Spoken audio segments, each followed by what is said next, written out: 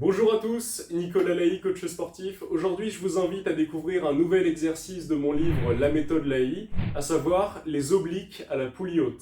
Alors, c'est un exercice qui est très compliqué au niveau du ressenti, c'est-à-dire très compliqué de trouver sa bonne inclinaison pendant l'exécution du mouvement, en fait, pour vraiment sentir le travail sur nos obliques externes juste ici, mais qui est, je peux vous l'assurer, terriblement efficace une fois que vous avez maîtrisé la position.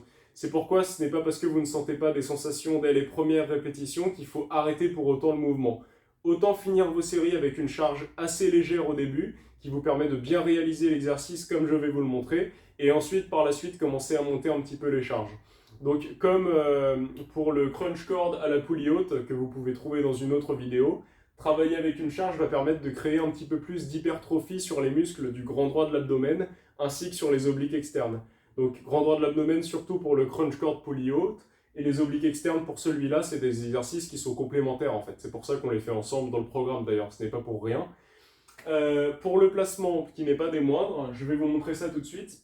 Vous avez des tas et des tas de placements différents sur cet exercice. Ce que je vais faire, c'est que je vais vous montrer le meilleur pour moi. Vous allez essayer de le faire comme ça. Et si ça ne va pas, je vous montre ensuite le placement de base à adopter. Mais je préférerais vraiment que vous le fassiez comme je le fais juste ici. Donc, de face à la poulie, je vais plutôt vous montrer mon côté gauche. De face à la poulie, vous descendez légèrement la charge. J'ai vraiment mis léger pour vous montrer. Vous descendez la charge, j'aligne mon bras gauche avec ma jambe gauche, d'accord? Tout est sur la même ligne de mon côté gauche. Ça, c'est ma position de départ. Je viens légèrement monter mon coude, contracter les muscles du dos, c'est-à-dire que la poulie, je ne la tiens pas avec mes biceps. Mes biceps sont totalement relâchés, en fait. Là, il n'y a pas de tension sur mes bras.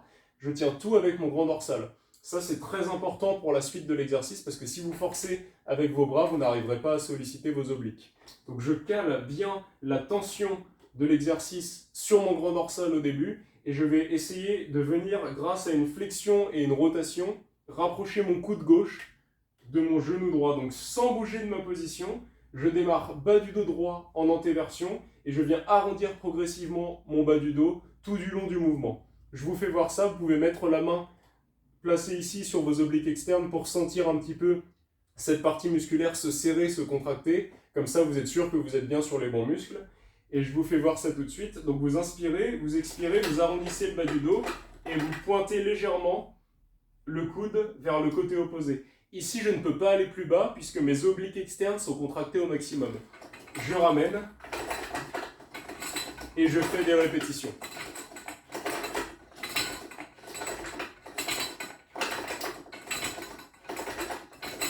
Voilà, alors c'est très compliqué encore une fois d'avoir des sensations sur le muscle. Il faut trouver un petit peu votre axe de rotation, l'axe qui sera le vôtre en fait pour vraiment isoler vos obliques externes. Maintenant, je peux vous donner encore une petite astuce si vous voulez aller un petit peu plus loin dans le mouvement. Vous vous placez ici en position de départ, coude devant, bas du dos cambré, le même mouvement sauf que quand vous arrivez en extension maximale en rapprochant le coude du genou, hop, vous décollez le talon de la jambe gauche. En fait, ça va rapprocher l'os du bassin.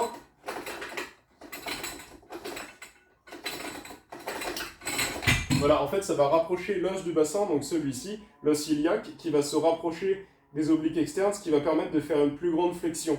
Vos obliques internes et obliques externes vont se resserrer davantage, un petit peu comme les abdominaux.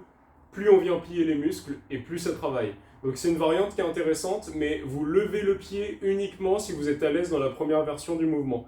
Alors maintenant, si vraiment vous n'arrivez pas à trouver votre axe de rotation, que ça ne va pas, que vous ne sentez absolument pas vos obliques sur l'exercice, qui peut être problématique, n'hésitez pas à vous faire conseiller par un coach s'il y en a un présent dans votre salle ou par un ami qui a l'habitude de faire cet exercice, comme il est assez connu en salle de sport en général. Sinon, le placement de base, c'est celui-ci. Alors, je vais prendre la poulie un petit peu plus haute puisque la mienne ne me permet pas de prendre une prise un peu plus haute. Je suis ici, je recule légèrement, vous collez votre coude, vous êtes totalement de travers avec la poulie et vous venez plier, rapprocher le coude de la hanche. Donc en fait, mon bras me frôle jusqu'à toucher mon bassin et ramène. Donc je ne fais pas ça avec mes hanches pour fuir la tension de l'exercice. Mes hanches sont fixes et je viens contracter uniquement le côté que j'ai choisi de travailler. Voilà, c'est un exercice qui va être plus facile pour sentir vos obliques externes, mais malheureusement, vous allez moins solliciter de fibres musculaires, puisque les fibres des obliques ne sont pas droites, elles sont légèrement torsadées vers l'intérieur. Elles vont de haut en bas vers l'intérieur, ce qui veut dire que suivre la forme de la fibre musculaire comme ceci en allant contracter du côté opposé avec la rotation, c'est en fait, c'est la meilleure manière de les travailler. Voilà.